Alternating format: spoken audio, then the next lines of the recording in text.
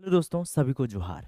तो कैसे हैं आप? आशा करता हूँ अच्छे होंगे, स्वस्थ होंगे, मस्त होंगे। तो आज मैं आप सबके लिए लेके आया हूँ झारखंड सामान्य अध्ययन यानी झारखंड जीके का बहुत ही महत्वपूर्ण प्रैक्टिस सेट 10। तो चलिए जल्दी जल्दी प्रैक्टिस सेट को बनाते हैं और जल्दी जल्दी बताइए आपका इस प्रैक्टिस सेट में कितना नंबर आपका उठ रहा है, और ये भी बताइए कौन से जिले से आप ये वीडियो को देख रहे हैं। तो चलिए देख लेते हैं पहला क्वेश्चन ये रहा प्यारे मित्रों। झारखंड भारत के किस भाग में स्थित है? क्या पूछा जा रहा है भाई? झारखंड भारत के किस भाग में स्थित है? क्या उत्तर पूर्वी भाग में स्थित है? क्या दक्षिण पश्चिम भाग में स्थित है? क्या उत्तर पश्चिम भाग में स्थित है? कि दक्षिण पूर्व भाग में स्थित है? तो इस प्रश्न का जो सही उत्तर है प्यारे मित्रों, वो हो जाएगा ऑप्शन नंबर ए, उत्तर पूर्वी भाग में। देखिए झारखंड को अगर हम देखते हैं भाई, ठीक है, एक झारखंड का छोटा मोटा फिगर बना देते हैं, ठीक है। उतना अच्छा से तो हमको आता नहीं है छापने में, बस जैसे तैसे करके बना देते हैं। अगर हम ऐसे करके देखते हैं, आप बोलिएगा एकदम नहीं आता है सर को। देखिए छापा छापी उतना करते नहीं है। तो ये जो है ना भाग, ये हमारा नॉर्थ वाला भाग है और ये हमारा ईस्ट वाला भाग है, ठीक है। तो इसके बीच में यहीं पे हमारा क्या है? झारखंड है। इधर आपका बिहार है, ठीक है। इधर आपका बंगाल है, छत्तीसगढ़ है, उत्तर प्रदेश है। 5 राज्यों से ये सटती है और उड़ीसा है। तो चलिए देख लेते हैं भाई अगले क्वेश्चन को। अगला क्वेश्चन ये रहा, झारखंड की उत्तर से दक्षिण तक की लंबाई कितनी है? उत्तर से दक्षिण की लंबाई कितनी है? तो उत्तर से दक्षिण की लंबाई है प्यारे मित्रों, वो आपका है 380 किलोमीटर, यानी ऑप्शन नंबर बी। और अगर पूछा जाता पूरब से पश्चिम की लंबाई कितनी है, तो आपका वो हो जाता 463 किलोमीटर। आप देख सकते हैं, आपके लिए मैंने कुछ विशेष जानकारी भी इकट्ठा किया है। झारखंड का विस्तार उत्तर से दक्षिण तक कितना है? 380 किलोमीटर, तथा पूर्व से पश्चिम तक 463 किलोमीटर। और राज्य का कुल क्षेत्रफल 79,714 वर्ग किलोमीटर कहीं रहता है, तो कहीं 79,716 वर्ग किलोमीटर होता है। यानी जो भारत के कुल क्षेत्रफल का 2.42% है। तो चलिए देख लेते हैं प्यारे मित्रों अगला क्वेश्चन ये रहा, निम्न में से किसे पैतृक चट्टान कहा जाता है? यानी चट्टान जो है जहां से निकलती है उसको कहते हैं। क्या वो धारवाड़ क्रम की चट्टानें होती है? क्या वो विंध्यन क्रम की चट्टानें होती है? क्या वो गोंडवाना क्रम की चट्टानें होती है? क्या वो राजमहल ट्रैप की चट्टानें होती है? तो इस प्रश्न का जो सही जवाब है प्यारे मित्रों, वो हो जाएगा आपका ऑप्शन नंबर ए, धारवाड़ क्रम की चट्टानें। तो चलिए देखते हैं अगले क्वेश्चन को। तो अगला क्वेश्चन ये रहा, झारखंड का सबसे बड़ा पठारी भाग कौन सा है? झारखंड का सबसे बड़ा पठारी भाग पूछा जा रहा है। क्या वो पाट क्षेत्र है? क्या वो रांची का पठार है? क्या वो हजारीबाग का पठार है? क्या वो निचली नदी का घाटी है? तो इस प्रश्न का जो सही उत्तर है प्यारे मित्रों, वो हो जाएगा आपका रांची का पठार। रांची का जो पठार है, आप देख सकते हैं रांची का पठार झारखंड का सबसे बड़ा पठारी भाग है। इसमें पाट क्षेत्र को छोड़कर, पाट क्षेत्र को अगर छोड़ दिया जाए, तो रांची के आसपास का क्षेत्र भी इसमें क्या होता है? शामिल होता है। तो चलिए देखते हैं अगले क्वेश्चन को। अगला क्वेश्चन ये रहा, ऊपरी हजारीबाग के पठार की औसत ऊंचाई कितनी है? हजारीबाग का जो पठार है, एक ऊपरी है और एक निचली पठार है। तो इन दोनों का ऊंचाई के बारे में पूछा जाता है प्रश्न, और हर बार पूछा जाता ही है। तो इसमें पूछा गया भाई ऊपरी हजारीबाग पठार का, तो ऊपरी का होता है 600 मीटर, और अगर पूछा जाए निचली पठार, तो वो हो जाएगा प्यारे मित्रों 450 मीटर। ठीक है, निचली का हो जाएगा 450 मीटर। चलिए देखते हैं अगले क्वेश्चन को। झारखंड की एकमात्र नदी जो बरसाती नदी नहीं है, निम्न में से कौन सा है? भाई बरसाती नदी नहीं है, इसका मतलब आप समझ रहे हैं। देखिए बरसाती नदी किसको कहते हैं? जो साल भर पानी नहीं बहती है, जिस नदी में साल भर पानी नहीं रहता है, और नहीं रहेगा तो बह भी नहीं करेगी। और एक होता है, दो तरह का नदी होती है, एक मौसमी नदी होती है और एक होता है बारहमासी नदी। बारहमासी नदी किसको कहते हैं? जो हिमालय से निकलती है, जिसमें पानी कभी खत्म नहीं होता है, हमेशा बहती रहती है। तो देखिए, क्या वो दामोदर नदी है? क्या वो स्वर्ण रेखा नदी है? क्या वो दक्षिण कोयल नदी है? क्या वो सोन नदी है?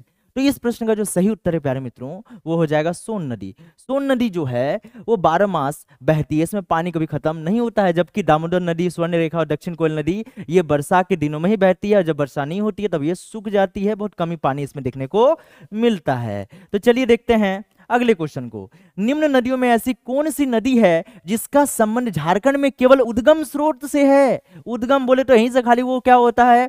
शुरू होता है लेकिन बहता नहीं है, उसका उत्पत्ति यहीं पे होती है लेकिन बहती नहीं है पूरे झारखंड में। ये कौन सा हो जाएगा भाई, ये हो जाएगा आपका फल्गु नदी, ठीक है, जिसका ज्यादातर भाग गया में बहता है। तो चलिए देखते हैं अगले क्वेश्चन को।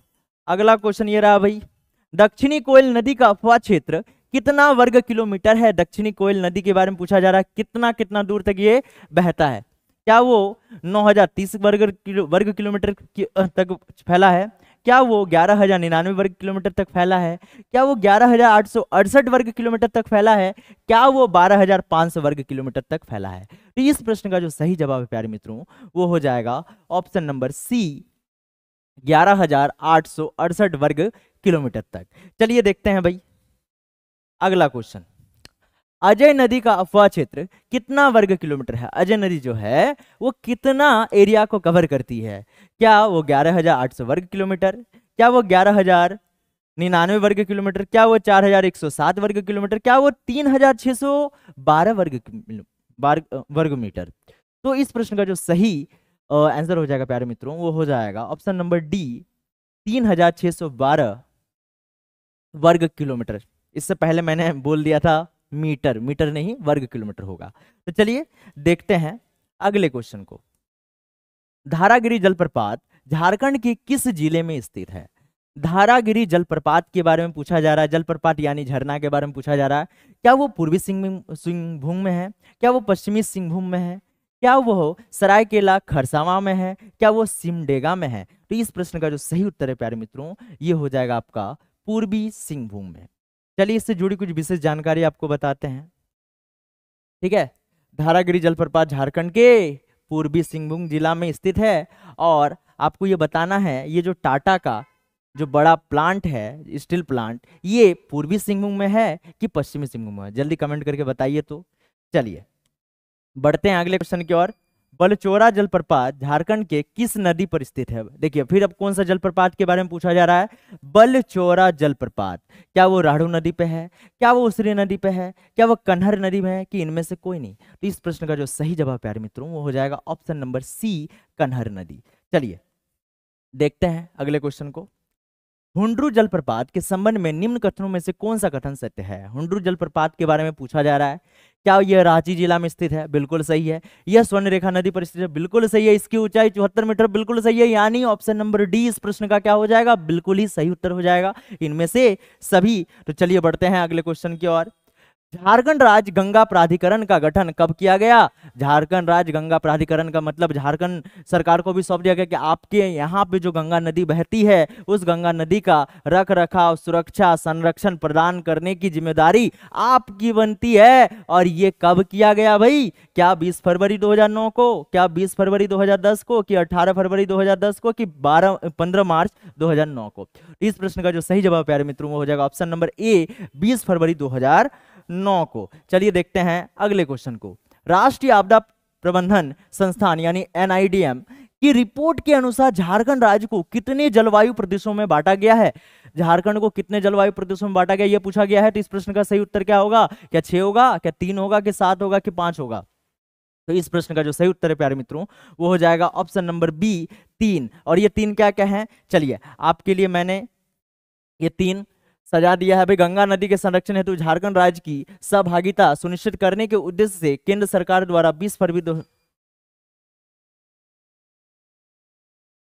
राष्ट्रीय आपदा प्रबंधन संस्थान एनआईडीएम की रिपोर्ट के अनुसार झारखंड राज्य को कितने जलवायु प्रदेशों में बांटा गया है। तो झारखंड को 3 जलवायु प्रदेशों में बांटा गया है प्यारे मित्रों। और ये जलवायु प्रदेश आप देख सकते हैं टीवी स्क्रीन पर, क्या पहला मध्य उत्तर पूर्वी पठार, दूसरा है पश्चिमी पठार और तीसरा है दक्षिणी पूर्वी पठार। तो चलिए देख लेते हैं अगले क्वेश्चन को, निम्न में से किस विक्षोभ में सामयिक व्यवधान के कारण झारखंड शीत ऋतु में कभी कभार वर्षा होती है। कभी कभार वर्षा होती है भाई, किसके कारण, उत्तर पश्चिमी विक्षोभ के कारण क्या, दक्षिणी पश्चिमी विक्षोभ के कारण क्या, उत्तर पूर्वी विक्षोभ के कारण क्या, कि दक्षिण पूर्वी विक्षोभ के कारण। तो इस प्रश्न का जो सही उत्तर है प्यारे मित्रों वो हो जाएगा ऑप्शन नंबर ए, उत्तर पश्चिमी विक्षोभ द्वारा। चलिए देख लेते हैं अगला क्वेश्चन, निम्न जलवायु प्रदेशों में निम्न में से किस तापमान में अपेक्षाकृत कमी और वर्षा में अपेक्षाकृत अधिकता के कारण इसे एक पृथक प्रकार का दर्जा दिया गया है? तो इस प्रश्न का जो सही उत्तर है प्यारे मित्रों वो हो जाएगा ऑप्शन नंबर बी, उपमहाद्वीपीय प्रकार। चलिए देख लेते हैं अगले क्वेश्चन को। झारखंड की कौन सी जलवायु प्रदेश ग्रीष्म काल में सर्वाधिक वर्षा प्राप्त करने वाला जलवायु क्षेत्र? सर्वाधिक जलवायु, ठीक है। तो इस प्रश्न का जो सही उत्तर है प्यारे मित्रों वो हो जाएगा सागर प्रभावित प्रकार। चलिए बढ़ते हैं अगले क्वेश्चन की ओर। झारखंड में अधिकांश भाग पर किस प्रकार की मिट्टी पाई जाती है? तो झारखंड के अधिकांश भाग पर लाल मिट्टी पाई जाती है, यानी ऑप्शन नंबर सी हो जाएगा। चलिए देख लेते हैं अगले क्वेश्चन को। बालागोरिस, जरिया, गिटाल लहसा आदि झारखंड की किस मिट्टी का स्थानीय नाम है? तो झारखंड की बलुई मिट्टी का स्थानीय नाम है, यानी ऑप्शन नंबर सी इस प्रश्न का सही उत्तर हो जाएगा। चलिए बढ़ते हैं अगले क्वेश्चन की ओर। झारखंड में आर्द्र पतझड़ वन का विस्तार निम्न में से किन क्षेत्रों में हुआ है? तो इस प्रश्न का जो सही उत्तर है प्यारे मित्रों ये सिंहभूम भी हो जाएगा, दक्षिणी रांची भी हो जाएगा, दक्षिणी लातेहार भी होगा, इनमें से सभी, यानी ऑप्शन नंबर डी इस प्रश्न का राइट आंसर है। चलिए बढ़ते हैं अगले क्वेश्चन की ओर। निम्न में से किस एक वृक्ष का उपयोग बैकिंग के लिए बनाए जाने वाले पेटियों में तथा खिलौने बनाने में किया जाता है? पैकिंग के लिए, ठीक है, बैक करने के लिए। क्या वो सेमल हो जाएगा, जिसे सीमर का गाछ भी हम लोग स्थानीय नाम से जानते हैं, यानी खोट्टा में कहा जाता है। चलिए देखते हैं, ये बहुत हल्का होता है और मजबूत होता है, इसीलिए इसका उपयोग किया जाता है। चलिए देखते हैं अगले क्वेश्चन को। झारखंड का एकमात्र राष्ट्रीय उद्यान बेतला राष्ट्रीय उद्यान कब से भारत सरकार का परियोजना चलाई जा रही है? तो इस प्रश्न का जो सही उत्तर है प्यारे मित्रों वो हो जाएगा ऑप्शन नंबर सी, 1973 हो जाएगा। चलिए देख लेते हैं अगला क्वेश्चन। बेतला नेशनल पार्क किस पशु के संरक्षण के लिए प्रसिद्ध है? बेतला नेशनल पार्क एकमात्र झारखंड का नेशनल पार्क है जो बाघ के संरक्षण के लिए बनाया गया है। चलिए देखते हैं अगले क्वेश्चन को। सिद्धू कान्हू पार्क निम्न स्थानों में से किस स्थान पर है? सिद्धू कान्हू का बात किया जा रहा है, वो रांची में भी है, दुमका में भी है, यानी ऑप्शन नंबर सी इस प्रश्न का सही उत्तर है, ए और बी। चलिए देख लेते हैं अगले क्वेश्चन को। कब बंगाल सरकार द्वारा वनों की सुरक्षा के लिए एक वन समिति का गठन किया गया है? तो वन समिति का गठन जो है प्यारे मित्रों ऑप्शन नंबर डी यानी 1909 में किया गया था। चलिए देख लेते हैं अगले क्वेश्चन को। वर्ष 2011 की जनगणना के अनुसार राज्य में अनुसूचित जनजाति की सर्वाधिक जनसंख्या किस जिले में है? तो अनुसूचित जनजाति जब पूछा जाता है तो रांची हो जाता है, और अनुसूचित जाति अगर पूछ दिया जाए प्यारे मित्रों तो वो हो जाएगा चतरा, यानी एससी और एसटी का बात किया जा रहा है। चलिए अगले क्वेश्चन को देख लेते हैं। संथाल गांव की पंचायतें कहां बैठती है? तो संथाल गांव की पंचायतें बैठती है मांझी थान, और मांझी क्या होता है? उनका प्रधान होता है, यानी मुखिया होता है। संथालों के प्रथम देवता निम्न में से कौन है जिन्हें वे सृष्टि का रचयिता या विश्व विधाता मानते हैं? तो इस प्रश्न का जो सही जवाब प्यारे मित्रों वो हो जाएगा सिंह बोंगा। चलिए देख लेते हैं अगला क्वेश्चन। मुंडा जनजाति के संबंध में कौन सा कथन सत्य है? तो मुंडा संस्कृत भाषा का शब्द है, मुंडा को कोल भी कहा जाता है, मुंडा अपने को होरो भी कहते हैं, यानी इनमें से सभी हो जाएगा इस प्रश्न का सही उत्तर। लाइट सब बंद कर दीजिए, लाइट सब ये वाला सब। मुंडाओं में विवाह को क्या कहा जाता है? तो मुंडाओं में विवाह को कहा जाता है अरंडी, यानी ऑप्शन नंबर सी इस प्रश्न का सही उत्तर हो जाएगा प्यारे मित्रों।